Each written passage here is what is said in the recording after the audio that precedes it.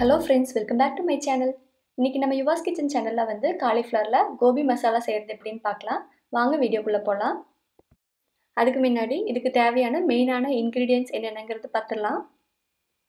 இஞ்சி பூண்டையும் வந்து கிரஷ் பண்ணி 1 டேபிள் ஸ்பூன் அளவுக்கு எடுத்து வச்சிருக்கேன். 2 பெரிய சைஸ் தக்காளியை வந்து கட் பண்ணி எடுத்து வச்சிருக்கேன்.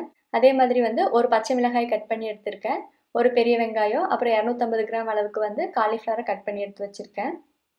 இது போக மசாலா பவுடர்ஸ், எண்ணெய், அப்புறம் உப்பு தேவையான அளவு அவ்வளோதான்.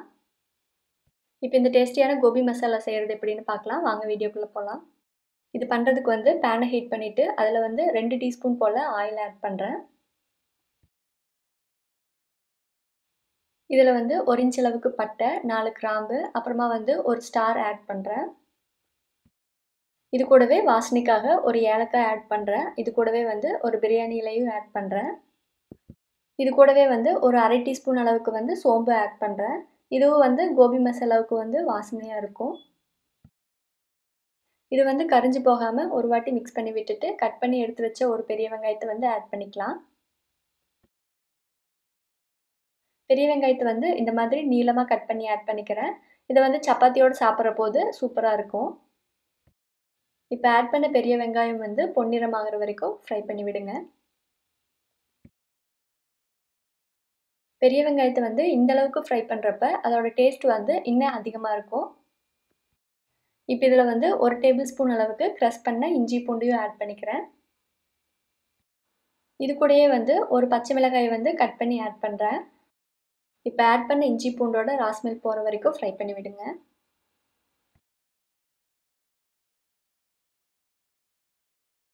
இஞ்சி பூண்டோட ராஸ்மெல் போனதும் 2 பெரிய தக்காளியை வந்து கட் பண்ணி ஆட் பண்ணிக்கிறேன்.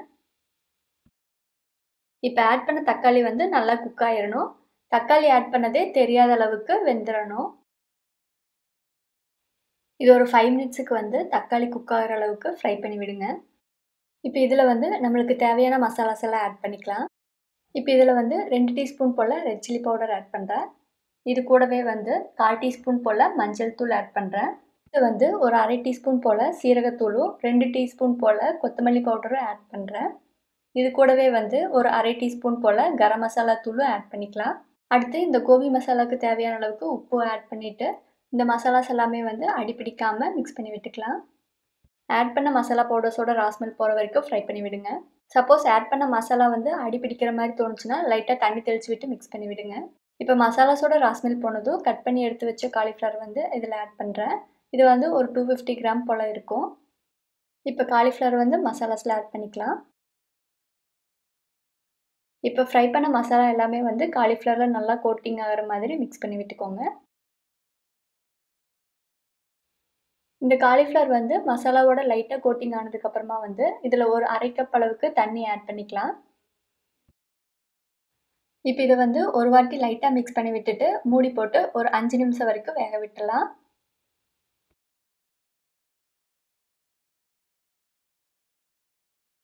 இப்போ ஒரு 5 நிமிஷம் போல் ஆயிடுச்சு. ஓப்பன் பண்ணி பார்க்கலாம்.